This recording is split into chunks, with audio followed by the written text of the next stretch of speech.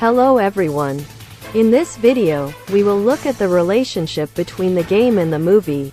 These are games produced by Konami, but each has a strong film influence. Each is a great game, but I think it's more interesting when you compare it to the movies that influenced it.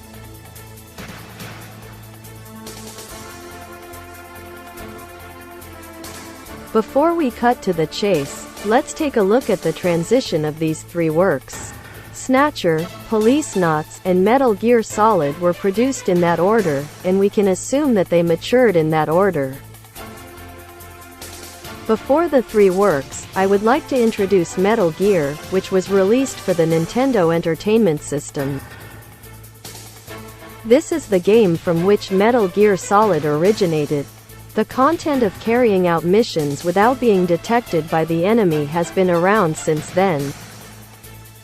However, as you can see, the production of this game is far from a movie.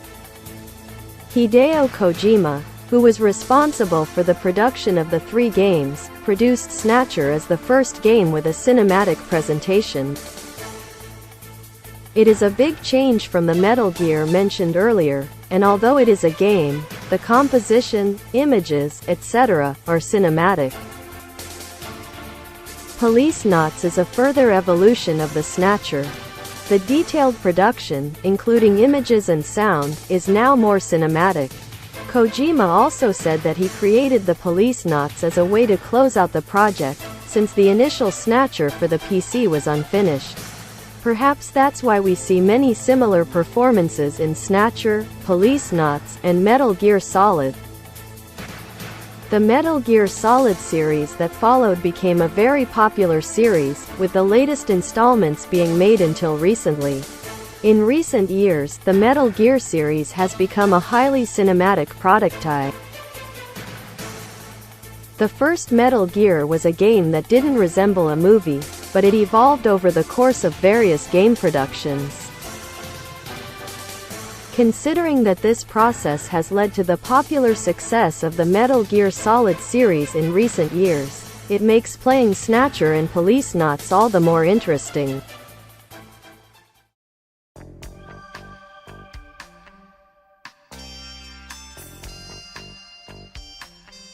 Let's take a look at the three games one by one.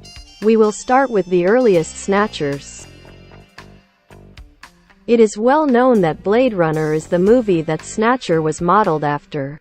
The more you look at the details of Snatcher, the more you realize how similar it is to Blade Runner. The city of Neo-Kobe, where Snatcher is set, depicts the near future of Kobe City, Hyogo Prefecture. Snatcher's Neo-Kobe looks quite similar to the city in Blade Runner. Director Ridley Scott was strongly impressed by the scenery of Kabukicho, Shinjuku, which he saw during his visit to Japan, and many Japanese-like landscapes can be seen in Blade Runner cities. It is not only the landscape that resembles. Snatcher's hero, Jillian, looks just like Blade Runner's hero, Deckard. Compare and contrast, and you will see that the clothing is a faithful resemblance. An interesting one is the Random Hazir that appears in Snatcher. Random Hazir also has a model. Many people believe that Random Hazir's model is actor Rutger Hauer.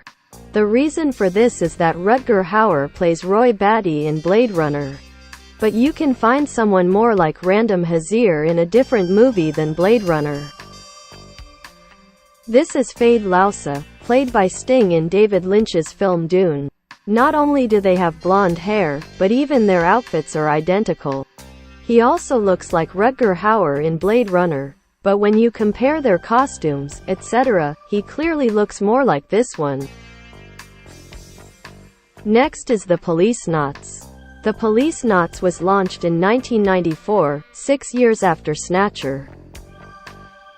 What Snatcher and Policeknots have in common is that they are both near-future science fiction works, yet radiate the hard-boiled atmosphere of a Raymond Chandler.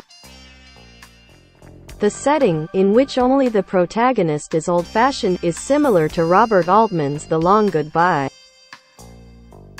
Policeknots is also modeled after a different movie than Blade Runner. That film can be easily deduced from its two main characters, Jonathan and Ed. That movie is Lethal Weapon. Jonathan and Ed look quite similar to the two detectives Riggs and Murtaugh from Lethal Weapon. As for the story, the setting is very similar to Lethal Weapon 2 in that they are chasing a huge drug ring. Returning to Snatcher for a moment, the mysterious life form in Bioroid that appears in Snatcher bears a striking resemblance to the T-800 Terminator. Perhaps due to this influence, the voice actor who voiced Kyle Reese in the Japanese dubbed version of the movie Terminator is Hideyuki Tanaka, but the voice actor for Jonathan is also Hideyuki Tanaka. This may be a coincidence, but it is an interesting similarity. 妻や友人、仕事、何もかも30年前に置いてきてしまった。あの事故で過去を失った俺は、この汚れた街オールド LA でネゴシエーターまがいの探偵をしている。彼らにはそれしか手がなかったんだ。敵の防衛システムは粉砕され、我々の勝利は明らかだった。その後でコナーを殺しても意味はない。スカイネットは彼の出現そのものを阻止するしかなかったんだ。The last one is about Metal Gear Solid. Metal Gear Solid is also modeled after a certain movie. Metal Gear Solid is a popular series worldwide, and the story that the movie was based on is well known, so many people are familiar with it. Escape from New York, directed by John Carpenter. From the story to the look of the characters, they look exactly like this movie. It is very famous that this movie is a model of Metal Gear Solid, but it is really similar.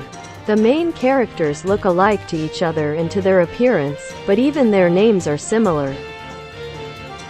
John Carpenter has filed lawsuits against other films with similar stories to Escape from New York, but there is a story that he did not file a lawsuit against Metal Gear Solid because of the Frenchish.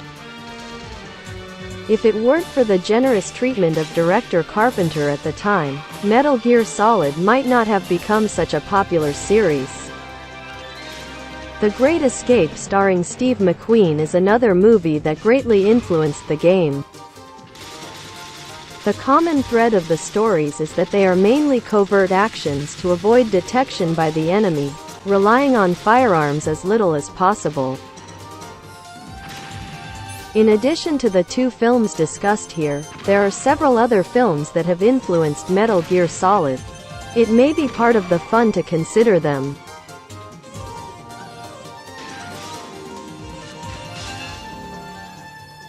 How was it? I think that the games that Hideo Kojima has worked on can be made more interesting by comparing them with the transition and the movies involved. There are many other Japanese games that have been influenced by various films.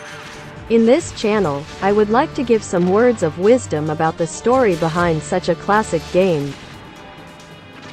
Thanks for seeing me through to the end. See you again. Goodbye.